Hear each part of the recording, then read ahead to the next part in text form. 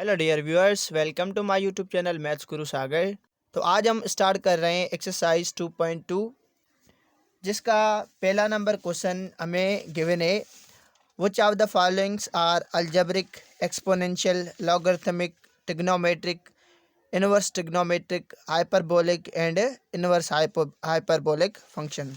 तो यहाँ पे नीचे दिए गए हमें कुछ फंक्शंस हैं, उसे हमें बताना है कि ये हमारा अलजेब्रिक फंक्शन है, लॉगरिथमिक फंक्शन है, ट्रिग्नोमेट्रिक फंक्शन है, इनवर्स ट्रिग्नोमेट्रिक फंक्शन है, एक्सपोनेंशियल फंक्शन है, हाइपरबोलिक फंक्शन है या इनवर्स हाइपरबोलिक फंक्शन है। तो इस एक्सरसाइज को स्टार्ट करने से पहले हमें जो फंक्शन है सारे, उसकी डेफिनेशंस और उन फंक्शन को थोड़ा समझ लेते हैं, उसके बाद हम ये क्वेश्चन सॉल्व करेंगे। तो यहाँ पे हम टाइप्स ऑफ फंक्शन पढ़ लेते हैं। वैसे तो इसके टाइप्स अलग अलग हैं, तो हम दो टाइप पढ़ेंगे, ठीक है। एक तो हमारा अलजेब्रिक फंक्शन, एक हमारा ट्रांसकेंडेंटल फंक्शन। अब अलजेब्रिक फंक्शन क्या होता है? Algebraic function function which is defined by algebraic expression and that contain only algebraic operation. Algebraic function हमारा ऐसा फंक्शन है जो अलजेब्रिक एक्सप्रेशन से रिप्रेजेंट होता है, डिफाइन होता है, और उसमें अलजेब्रिक ऑपरेशन यूज़ होते हैं। जैसे हमने ये फंक्शन ले लिया है पी ऑफ एक्स, जो हमें बराबर है x square plus 5x plus 7। तो ये हमारा एक पोलिनोमियल फंक्शन है, ठीक है। अब यहाँ पे Q of x is equal to x plus 7 upon x minus 2 plus 7, ये हमारा रेशनल फंक्शन है। और ये लास्ट आर ऑफ एक्स जो हमें बराबर है under root x plus 1 plus 8x square plus 9, ये हमारा रेशनल फंक्शन है। तो अलजेब्रिक फंक्शन में भी हमारा पोलिनोमियल फंक्शन, रेशनल फंक्शन और इरेशनल फंक्शन आ जाते हैं। तो ये हमारा अलजेब्रिक फंक्शन होगा। उसके बाद है ट्रांसकेंडेंटल फंक्शन। अब ये हमारा ट्रांसकेंडेंटल फंक्शन क्या होता है? All the function other than algebraic function are called transcendental function. जो भी हमारे फंक्शन होंगे अलजेब्रिक फंक्शन के अलावा, उन सारों फंक्शन को हम क्या कहेंगे? ट्रांसकेंडेंटल फंक्शंस। जैसे यहाँ पे कुछ फंक्शन मैंने लिखे हैं। एक्सपोनेंशियल फंक्शन हो गया हमारा। अब एक्सपोनेंशियल फंक्शन क्या होता है? If f of x is equal to x square where a belongs to positive real number and a does not equal to 1, then f of x is called an exponential function. अगर एक function है जो हमारा बराबर है a power x से, where a, जहाँ पे ए हमारा पॉजिटिव रियल से बिलोंग्स करेगा और ए हमारा 1 के बराबर नहीं होगा, तो जो फंक्शन होगा एफ ऑफ एक्स, उसको हम क्या कहेंगे? Exponential function. तो सिंपली हम एक्सपोनेंशियल फंक्शन को ऐसे कह सकते हैं, अगर कोई भी पावर हमारा एक्स टर्म में आ जाए तो वो हमारा क्या होगा? एक्सपोनेंशियल फंक्शन होगा। जैसे यहाँ पे एग्जांपल हमने किए हैं, एग्जांपल आप देख सकते हैं। F of x is equal to 1/2 whole power x, g of x is equal to square root 5 square root 5 whole एक पावर एक्स।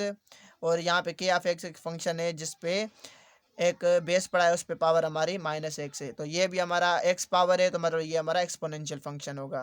तो एक्सपोनेंशियल फंक्शन को सिंपली हम ये कह सकते हैं कि ऐसा फंक्शन जिसकी पावर में हमारा x वेरिएबल आए, जो हमारा इंडिपेंडेंट वेरिएबल होता है। उसके बाद सेकंड है हमारा लॉगरिथमिक फंक्शन। अब लॉगरिथमिक फंक्शन क्या होता है, ये हम अगले पेज पे पढ़ते हैं। थर्ड है हमारा ट्रिग्नोमेट्रिक फंक्शन और इसका इनवर्स ट्रिग्नोमेट्रिक फंक्शन। उसके बाद हाइपरबोलिक फंक्शन और इनवर्स हाइपरबोलिक फंक्शन। तो ये 6 टाइप हैं जो हमारी एक्सरसाइज 2.2 में यूज़ हो रहे हैं, तो उसके हिसाब से ये हम पढ़ें। सेकंड है हमारा लॉगरिथमिक फंक्शन। अब लॉगरिथमिक फंक्शन हमारा क्या होता है? Inverse of the exponential function. जो हमने अभी एक्सपोनेंशियल फंक्शन पढ़ा, उसका इनवर्स क्या होगा? लॉगरिथमिक फंक्शन होगा, ठीक है। इसको हम कैसे डिफाइन करते हैं? अब अगर f y is equal to a power x हमें एक एक्सपोनेंशियल फंक्शन हो, जहाँ पे ए हमारा पॉजिटिव रियल से बिलोंग्स करेगा और ए माइनस ए जो होगा 1 के बराबर नहीं होगा, तो वहाँ पे जो हमारा लॉगरिथम फंक्शन को हम कैसे डिफाइन करेंगे? Log base a y is equal to x. तो ये हमारा क्या होगा? लॉगरिथमिक फंक्शन होगा। तो यहाँ पे मैंने एग्जांपल 2 किए हैं, इसके हिसाब से आप समझ सकते हो और इजीली आप बता भी सकते हो कि वो हमारा कौन सा टाइप होगा, जहाँ पे क्वेश्चन नंबर फर्स्ट हमें मिला हुआ है। तो यहाँ पे हमें एक फंक्शन है जो हमें मिला हुआ है, जैसे log base 5 3 times log base 10 20। तो ये हमारी टाइप है लॉगरिथमिक फंक्शन के। इसके कुछ पॉइंट्स से मैं आपको बताना चाहता हूँ। जैसे हमारी बुक में गिवन है, अगर एक फंक्शन है y जो हमारा बराबर है लॉग बेस 10x, इसको लॉग ये हमारा लॉगरिथमिक फंक्शन है ऑफ बेस 10, मतलब बेस 10 है इसका, तो ये हमारा क्या होगा लॉगरिथमिक फंक्शन होगा किसका, बेस 10 का। इसको हम क्या पढ़ेंगे, कॉमन लॉगरिथम फंक्शन। तो ये हमारा जिसका बेस 10 होगा किसी भी लॉगरिथमिक फंक्शन का, उसको हम क्या कहेंगे, common logarithmic function. y is equal to log base ex is equal to y is equal to ln is a logarithmic function of base e which is called natural logarithmic function। अगर y एक function है जो हमारा बराबर है log base e x r, अब इनको इस तरह ही लिख सकते हैं, मतलब log base e x को हम ln भी लिख सकते हैं। ये हमारा लॉगरिथमिक फंक्शन है बेस ई का, तो इसे हम क्या कहेंगे, नेचुरल लॉगरिथमिक फंक्शन। जहाँ पे बेस हमारा ई होगा तो उस लॉगरिथमिक फंक्शन को हम क्या करेंगे, natural logarithmic function. The domain of logarithmic function is positive real number and range is real number. तो लॉगरिथमिक फंक्शन की जो डोमेन होगी वो हमारी पॉजिटिव रियल नंबर होगी, और जो रेंज होगी वो सारे रियल नंबर होंगे। उसके बाद ये हमारा हाइपरबोलिक फंक्शन। अब हाइपरबोलिक फंक्शन क्या होता है, hyperbolic function are defined in a way similar to the trigonometric function. Hyperbolic function जैसे ही हम ट्रिग्नोमेट्रिक फंक्शन को डिफाइन करते हैं इसी तरह ही हम हाइपरबोलिक फंक्शन को ही डिफाइन करते हैं। शुरू इसमें हमें क्या होता है कि जो इसकी ऑब्जर्वेशन एच से स्टार्ट हो रही है वो ट्रिग्नोमेट्रिक रेशियोज होते हैं जो उसमें आएगी, ठीक है। जैसे हमें यहाँ पे एग्जांपल मैंने किया है साइन हाइपरबोलिक एक्स, इसको कैसे पढ़ेंगे, साइन एच एक्स को sign hyperbolic x, cos hyperbolic x, tan hyperbolic x, ETC ऐसे हम कहते जाएंगे। जो the graph of the hyperbolic function represent the hyperbola, जो हाइपरबोलिक फंक्शन होती है इसकी ग्राफ रिप्रेजेंट करती है हाइपरबोला को। अब मैंने यहाँ पे inverse of the trigonometric function की डेफिनेशन की कोई ज़रूरत नहीं, सिंपल हम इसको समझ लेते हैं। तो यहाँ पे जैसे हमारा क्या है, साइन हाइपरबोलिक एक्स, ये हमारा क्या है, हाइपरबोलिक फंक्शन है। अगर यहाँ पे -1 इनवर्स आ जाए तो ये हमारा क्या होगा, इनवर्स हाइपरबोलिक फंक्शन। ऐसे ही हमारा कॉस है, कॉस इनवर्स हाइपरबोलिक एक्स, ये हमारा भी इनवर्स हाइपरबोलिक फंक्शन है। या ऐसे आ जाए टेन इनवर्स हाइपरबोलिक एक्स, ये भी हमारा क्या है, इनवर्स हाइपरबोलिक फंक्शन है। और ये हमारे एक्सपोनेंशियल फॉर्म में डिफाइन होते हैं। जैसे हम ऐसे ले जाए ई पावर एक्स, साइन हाइपरबोलिक हमारा बराबर होता है ई पावर एक्स माइनस ई पावर माइनस एक्स अपॉन 2 में, और कॉस इनवर्स हाइपरबोलिक हमारा बराबर होता है ई पावर एक्स प्लस ई पावर माइनस एक्स अपॉन 2 से। और टेन हाइपरबोलिक मतलब हमारा टेन बराबर होता है साइन अपॉन कॉस न, तो ये हमारा बराबर हो जाएगा ई पावर एक्स माइनस ई पावर माइनस एक्स अपॉन ई पावर एक्स प्लस ई पावर माइनस एक्स। तो ये हमारे डिफाइन होते हैं ऐसे, तो इसे हम क्या कहेंगे, इनवर्स हाइपरबोलिक फंक्शन। तो हम एक्सरसाइज स्टार्ट करते हैं। तो एक्सरसाइज में सबसे पहला हमें जो पार्ट मिला हुआ है क्वेश्चन नंबर फर्स्ट का, y is equal to x square plus 5x plus 6। तो आप देख सकते हैं, तो ये हमारा फंक्शन जो होगा ये हमारा अलजेब्रिक फंक्शन होगा, सही है। दूसरा हमें f of x is equal to 10 inverse x, तो हमारा ये हमारा ट्रिग्नोमेट्रिक रेशियो है 10, और इसका इनवर्स मतलब ये हमारा इनवर्स ट्रिग्नोमेट्रिक एक्स है, तो मतलब ये हमारा फंक्शन हो गया। तो ये हमारा क्या होगा, ट्रिग्नोमेट्रिक फंक्शन हो गया। नंबर थर्ड है y is equal to 2x plus 1। अब यहाँ पे देखिए पावर में हमारा x आ रहा है, ठीक है, मतलब ये हमारा एक्सपोनेंशियल फंक्शन हो गया, एक्सपोनेंशियल फंक्शन। फोर्थ है y is equal to log base 5x plus 2। तो ये हमारा देखिए लॉग में आ रहा है, मतलब ये हमारा क्या होगा, लॉगरिथमिक फंक्शन होगा, सही है। उसके बाद ये f of x is equal to 3 times sine x, तो ये हमारा ट्रिग्नोमेट्रिक फंक्शन है, तो इसको हम लिखेंगे ट्रिग्नोमेट्रिक फंक्शन। 6 पार्ट हमें मिला हुआ है y is equal to a power sine x. अब देखेंगे तो यहाँ पे हमारा साइन एक ट्रिग्नोमेट्रिक रेशियो है, और ये हमारा पावर फॉर्म में आ रहा है। तो पावर फॉर्म में अगर कोई भी एक फंक्शन होता है एक्स फॉर्म में इन टर्म ऑफ एक्स में, तो ये हमारा फंक्शन जो हो जाएगा ये हमारा क्या हो जाएगा, एक्सपोनेंशियल फंक्शन हो जाएगा। तो इसको हम एक्सपोनेंशियल कहेंगे। यहाँ पे देखें पार्ट नंबर 7। अब यहाँ पे देखें f of x is equal to x square plus 5x plus 7 upon x minus 9।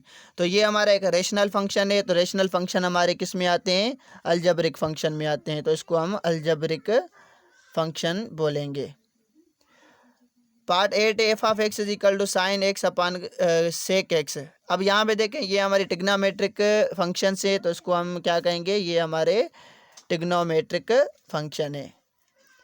जहाँ पे इन्वर्स कोई भी नहीं आ रहा तो ये हमारा, या एच भी नहीं आ रहा तो ये हमारे क्या होंगे? टिग्नोमेट्रिक फंक्शन होंगे। अब यहाँ पे देखें लॉग ए साइन एक्स। अब पहले क्या आ रहा है? लॉग आ रहा है, तो इसको हम टिग्नोमेट्रिक फंक्शन नहीं कहेंगे क्योंकि पहले हमारा लॉग आ रहा है। ठीक है, तो ये हमारा क्या होगा? ये हमारा लॉगरिथमिक फंक्शन होगा। पार्ट नंबर 10 हमें मिला हुआ है f of x is equal to cosec inverse square root x square minus 1। तो यहाँ पे आप चेक कर सकते हैं। तो ये कोसेक हमारी क्या है? कोसेक हमारा टिग्नोमेट्रिक रेशियो और ये इन्वर्स में आ रहा है, मतलब ये हमारा इन्वर्स टिग्नोमेट्रिक फंक्शन होगा। और square root x square minus 1 ये इसकी डिग्री है। तो ये जो हमारा फंक्शन होगा ये हमारा टिग्नोमेट्रिक इन्वर्स टिग्नोमेट्रिक फंक्शन होगा। सही है। Part number 11 f of x is equal to 10 sine x. अब 10 एक हमारा टिग्नोमेट्रिक फंक्शन है और इसकी डिग्री साइन एक्स है। तो ये भी हमारा क्या हुआ? टिग्नोमेट्रिक फंक्शन होगा। Trigonometric. y is equal to x upon x plus 2। अब यहाँ पे देखिए ये हमारा एक रेशनल फंक्शन है। रेशनल फंक्शन हुआ तो इसको हम क्या कहेंगे? Algebraic function. तो हमें बताना नहीं है, हमें सिर्फ बताना है कि अलजेब्रिक है। सिर्फ अलजेब्रिक में अलजेब्रिक के तो टाइप है, तो यहाँ पे हम बताएंगे ये हमारा अलजेब्रिक फंक्शन है। 13 है f of x is equal to sine hyperbolic x. तो यहाँ पे एच आ रहा है, मतलब ये हाइपरबोलिक फंक्शन है, तो इसको हम क्या कहेंगे? Hyperbolic function.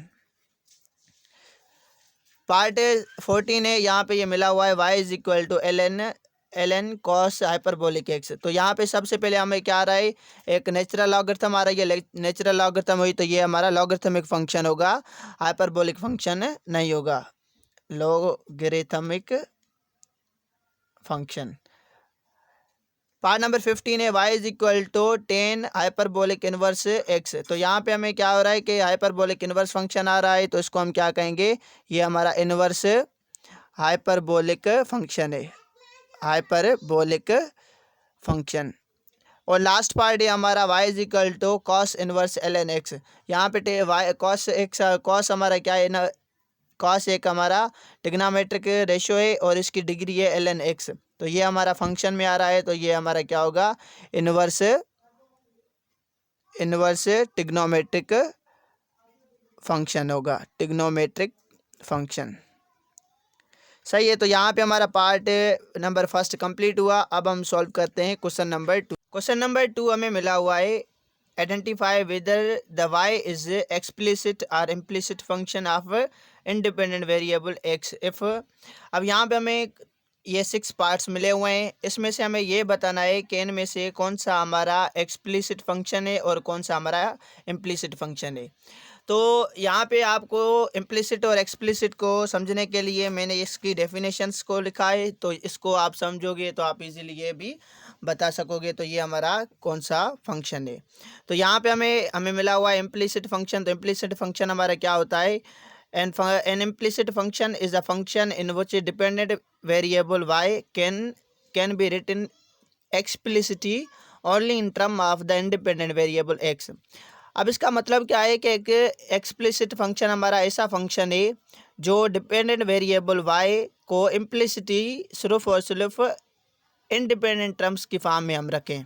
अब इसको एग्जांपल के थ्रू समझते हैं। ये क्या कहना चाह रहा है कि अगर कोई भी फंक्शन हो, मतलब इंडिपेंडेंट वेरिएबल जो हमारा इस फॉर्म में लिखा हो, ठीक है, मतलब वो y की टर्म जो हो ना वो x की टर्म में लिखा जाए, तो उसे हम क्या कहेंगे? Explicit function. जैसे ये दूसरा एग्जाम्पल है y is equal to e power x plus sine x. तो ये भी हमारा क्या है?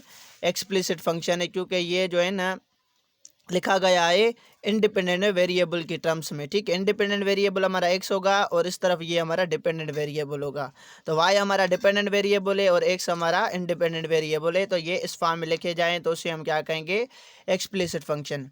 अब इम्प्लिसिट फंक्शन क्या होते हैं? Implicit function a function in which dependent variable y can not expressed implicitly in term of independent variable. मतलब इम्प्लिसिट फंक्शन ऐसा फंक्शन है जिसमें हम जो हमारा डिपेंडेंट वेरिएबल y होता है वो इंडिपेंडेंट वेरिएबल x की टर्म में ना लिखा जाए, ठीक है। तो उसे हम क्या कहेंगे, इम्प्लिसिट फंक्शन। जैसे आप ये देख सकते हैं तो x square plus x y plus y square equal to 0। तो ये हमारा क्या है, इम्प्लिसिट फंक्शन है, क्योंकि यहाँ पे हमारा डिपेंडेंट और इंडिपेंडेंट वेरिएबल दोनों साथ में पड़े हैं। तो ये हमारा इम्प्लिसिट फंक्शन होगा। तो इसे हम क्या कहेंगे, वे y is implicit function of x. तो यहाँ पे जो हमारा वाई होगा वो हमारा इम्प्लिसिट फंक्शन होगा एक्स का। तो यहाँ पे हम क्वेश्चन को सॉल्व करते हैं। यहाँ पे आप देख सकते हैं x y square plus 5xy plus 7। तो आप देख सकते हो इसको, ये हमारा इम्प्लिसिट फंक्शन होगा या यो एक्सप्लिसिट फंक्शन होगा या इम्प्लिसिट फंक्शन होगा। तो आप यहाँ से ही चेक कर सकते हैं। तो ये हमारा इम्प्लिसिट फंक्शन है, तो यहाँ पे हम लिखेंगे ये हमारा इम्प्लिसिट फंक्शन है, इम्प्लिसिट फंक्शन। नंबर सेकंड देखें, y is equal to 3x square minus 3x plus 5।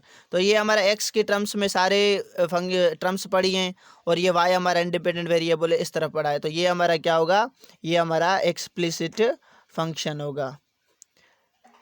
Number third हमें मिला हुआ है y x square plus y square x is equal to 3 minus 5y। तो ये भी हमारा क्या है, इम्प्लिसिट फंक्शन होगा, क्योंकि ये इन टर्म ऑफ एक्स नहीं पड़ा।